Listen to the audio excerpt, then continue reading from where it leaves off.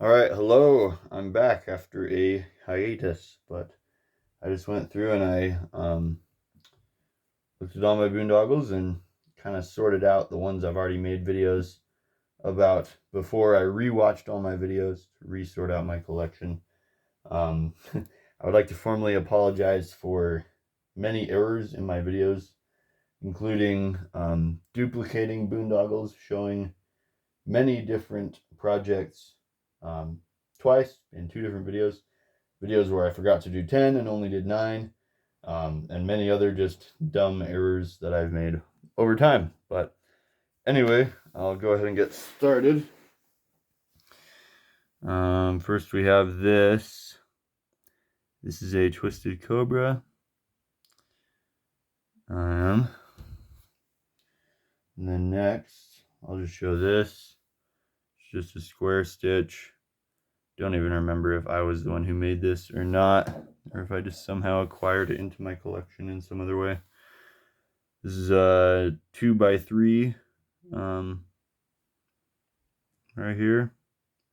Don't know really why I left the strands on the top so loose, but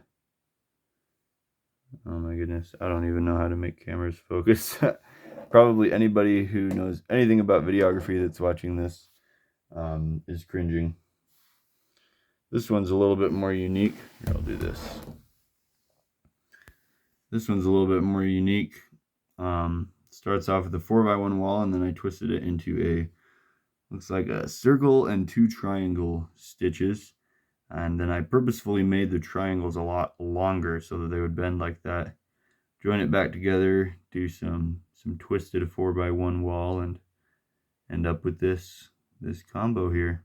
So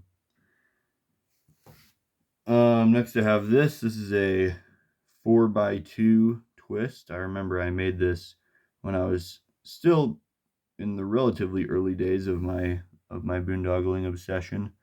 And I just remember when I first made this one, it was like by far the largest or the fattest stitch I had ever done, and I was really proud of it.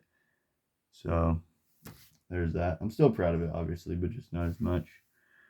This is another 4x1 wall. This one switches back and forth between twisted and straight stitches. Anybody who's done these walls before knows that they have a tendency, especially when they're only one wide, to do that ugly thing right there, which is difficult to avoid for sure. But there's that project. Just deciding what order to do these in. I'll show this one next. This one is a little bit embarrassing because I made kind of a dumb mistake. I meant for it to angle kind of outward the whole way down, but as you can see right there, it switches which way it's angling, which is kind of awkward. But this is just building on my idea, or my thing that I do that's a little bit more unique in the boondoggle community, I think, where I make straight stitches, but then it's just the way that I disconnect and then reconnect it back together kind of forces it to twist.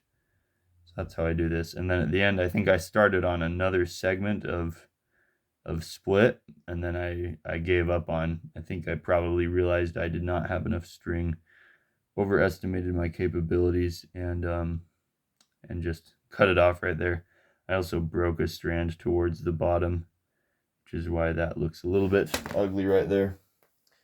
And then next, this was an interesting idea that I had, and that was to make a boondoggle out of boondoggles, you could say. So I started off with looks like a mini Scooby tunnel stitch.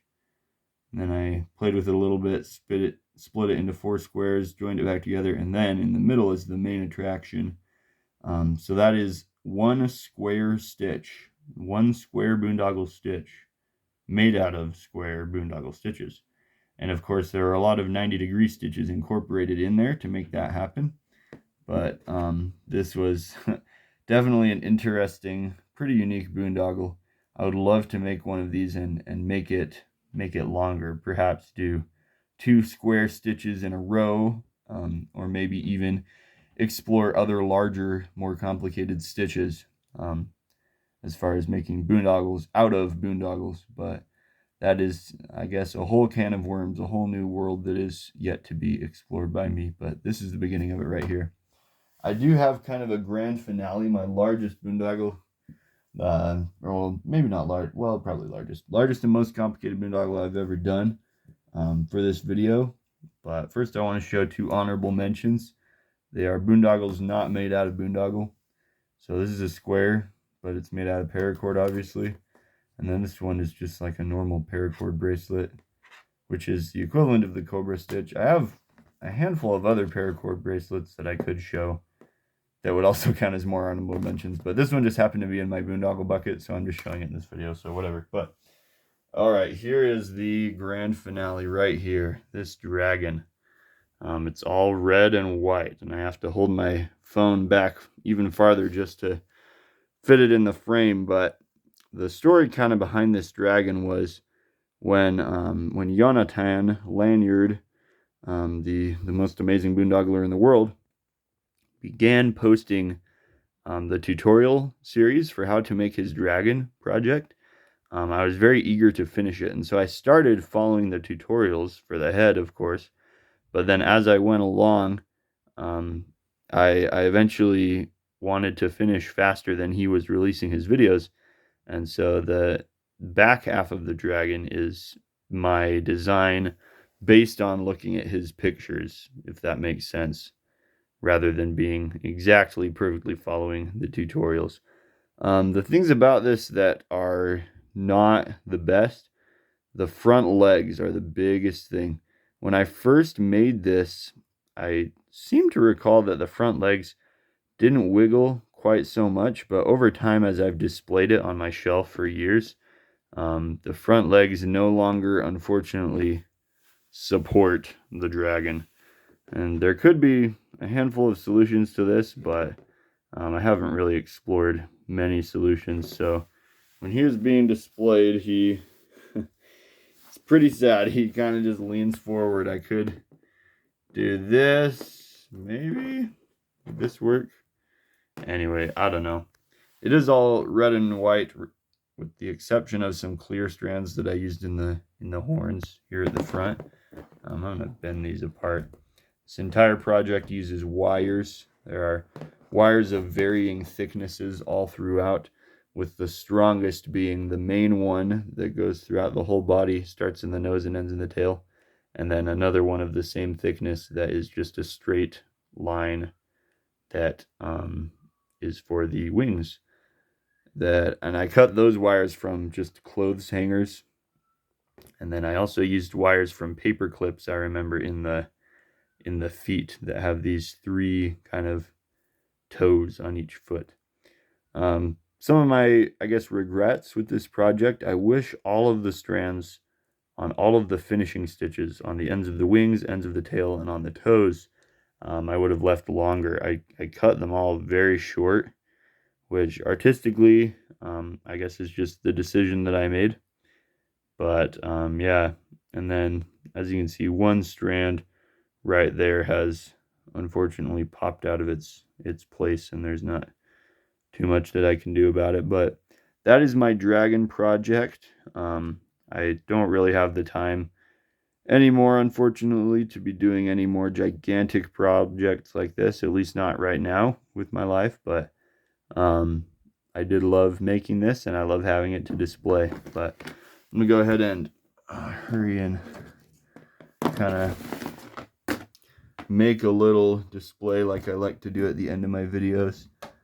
This just shows everything I showed in the video, and then in the future, if I ever have to go back and re-sort out what I've shown and what I haven't shown on the channel, having a shot like this at the end makes that a lot easier. So there's that. I have now officially showed on the channel all of the boondoggles that I have, at least that I can find at this point. So the the rapidness of my video uploading will now be dependent on how fast I make more boondoggles. So thank you for watching. Goodbye.